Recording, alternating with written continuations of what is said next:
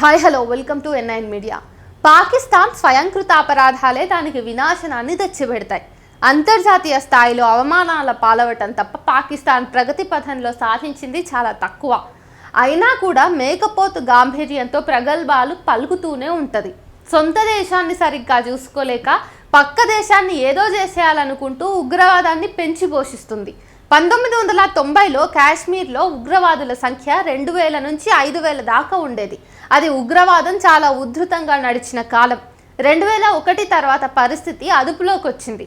భారత్ సరిహద్దుల్లో కంచె ఏర్పాటు చేయడం, పటిష్టమైన సెన్సార్ వ్యవస్థ రావడంతో పాకిస్తాన్ మిలిటెంట్లు ఇటువైపు రావటం కష్టంగా మారింది.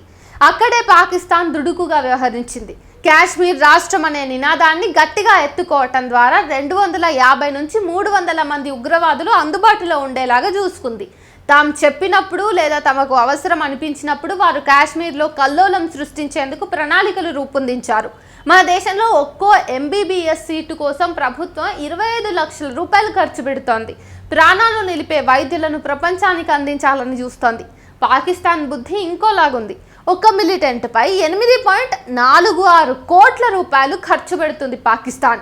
అంటే 30 మంది వైద్యులు తయారయ్యే ఖర్చును ఒక్క ఉగ్రవాదిని తయారు చేసేందుకు పాకిస్తాన్ వాడుతోంది.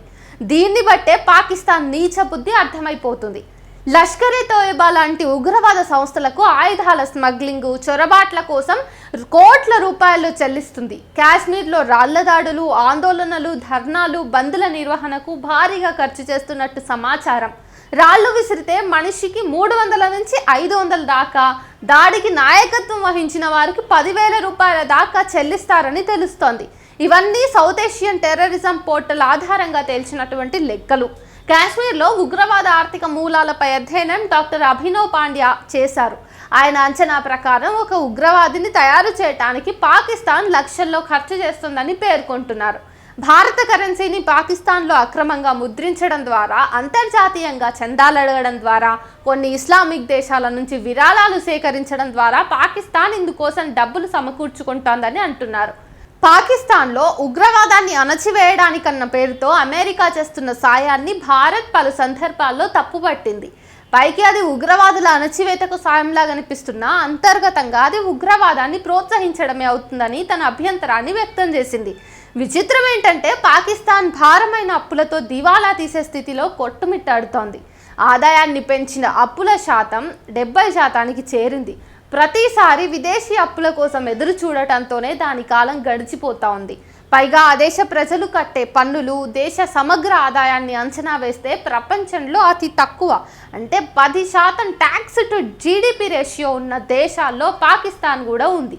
పైగా చమురు దిగుమతులపై విపరీతంగా ఆధారపడటం, విదేశీ ఎగుమతుల్ని సమర్థంగా నిర్వహించలేని స్థితిలో ఆ దేశ వ్యాపార రంగం తీవ్ర సంక్షోభాన్ని అనుభవిస్తోంది.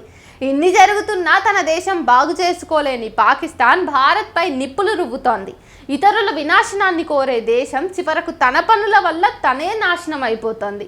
పాకిస్తాన్ ఆ స్థితికి చేరకుండా ఉండాలంటే ఇప్పుడే కళ్ళు తెరిచి బుద్ధి తెచ్చుకోవడం అనేది అత్యంత అవసరమైనటువంటి చర్య.